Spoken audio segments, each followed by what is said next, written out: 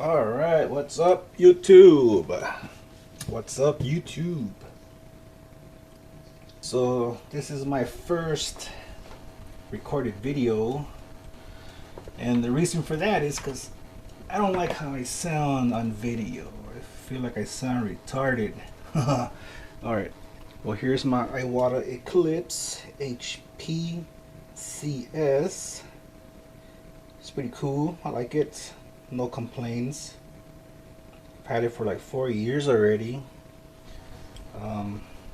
Well, today we're gonna take it apart. I'm gonna show you how I clean it. I don't know if it's the right way, but it seems to work. Okay, so you got our Iwata Eclipse here. These little wire brushes. I don't know if you can see them. Can you see them? Yeah, whatever. And then you have a super lube for your needle. This brush comes in handy, and your Teflon tape. Yeah, Teflon. And well, yeah, well, let's get started. All right, so let's begin. So let's unscrew the back. Screw the back. Don't do that. Don't throw your stuff like that. Sorry. Okay. Now what you want to do is release the needle. So let me see if I can see here. A little thing here, nut, screw nut, whatever it's called. And screw that a little bit, just enough to loosen out your needle. Alright, it's your needle. Mine's all weird and has paint on it from yesterday. So alright. Now what you do is you screw that back on. You screw it back on. Just don't over tighten it. Okay, so what we're gonna do here is take out this piece here, and I'll release the trigger. So what you do is this part here, you twist, untwist, untwist. Oops. Alright, so you untwist, take it out. It's all dirty. It's all dirty from yesterday, and that's where this brush comes in handy. And I like to brush it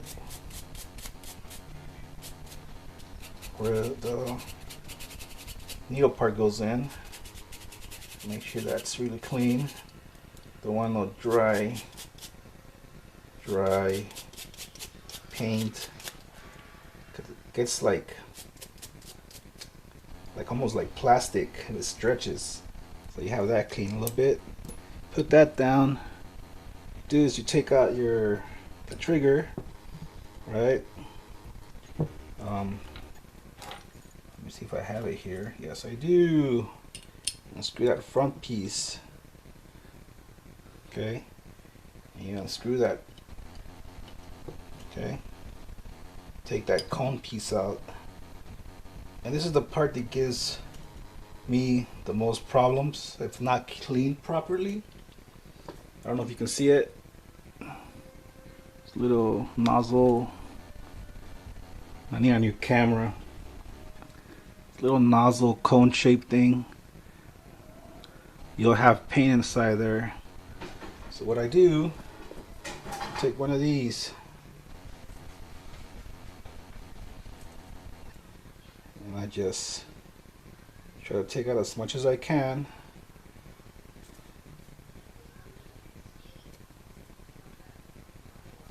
And what this does, not only will it take out the dry paint that's in there, but it's gonna push it to the top here of this little nozzle. So what I do, so I like to take my needle here. Push it in here, and kind of twist gently. Kind of push and twist. Push and twist. I don't know if you can see it, but let me see. Oh, you can see that. But you start seeing paint being pushed out. I don't know if you can see that. I need a new camera. and on your camera. So there you go. I think you can see that.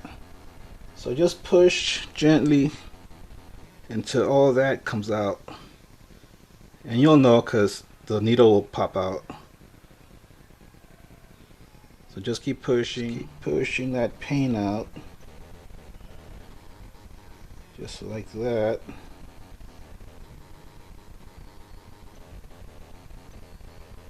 If you have a bottom feed airbrush, this might be a problem with thick paint. I like to use Createx Opaque. It's a little thicker. It's kind of like painting with acrylic paint. Here, let me finish this here. If you paint it with acrylics, or if you paint with acrylics, you can try this Createx Opaque. They have a set, like around 25 bucks for a set or something like that. And it's kind of like painting with acrylics. Like you can cover mistakes a lot easier.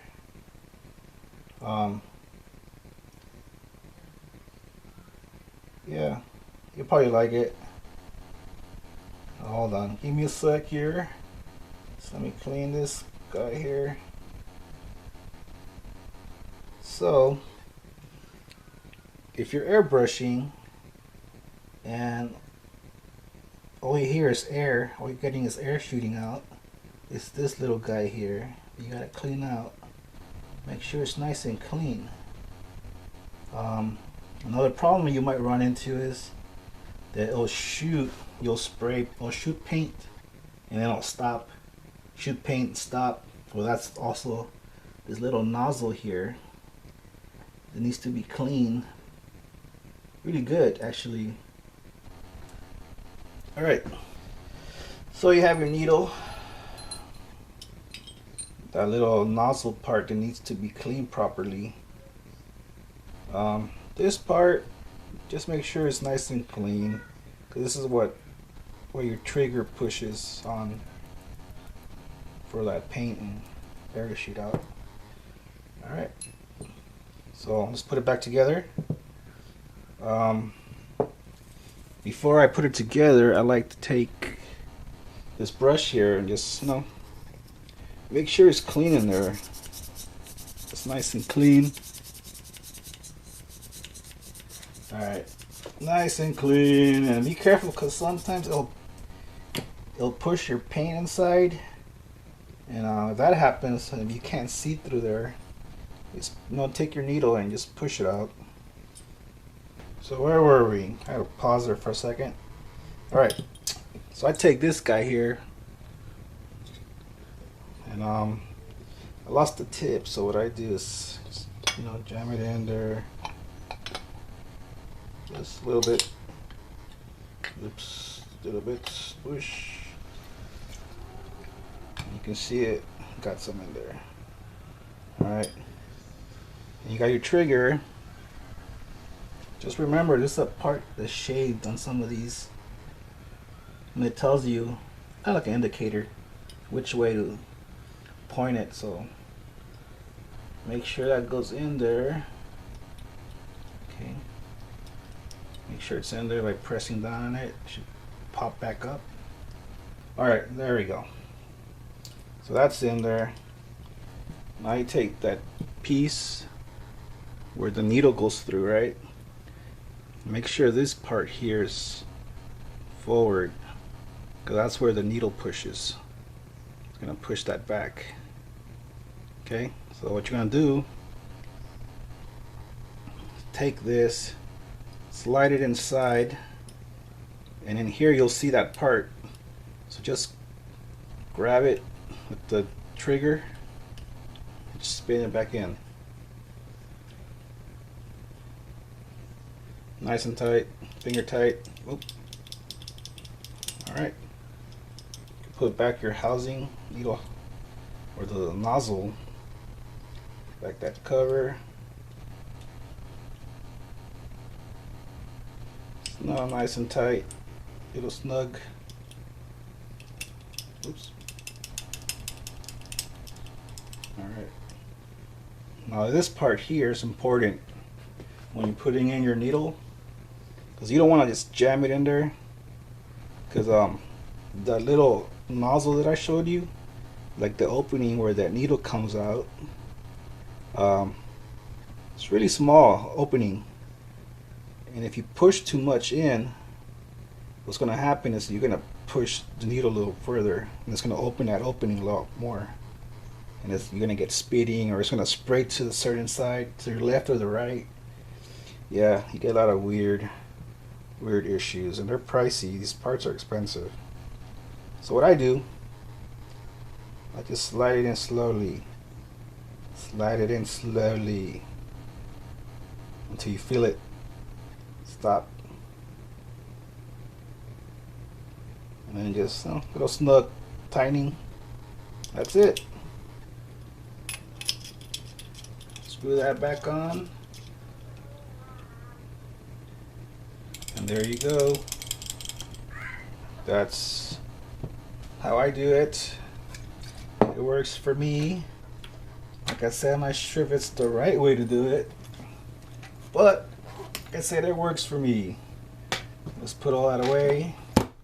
Close the case. Maybe put it in here. Some extra needles and parts. Close. And you're done. Voila! Alright, YouTube. So, on my next video, I did some 3D letters. I think that's letter A. And I'm going to be working on the letter B pretty soon. So if you want to see more, or you have any questions, just let me know. And I'll make sure to comment back or give you tips. Or if you have tips for me, then just write them down in the comment. So please like, subscribe, share, or do whatever you do.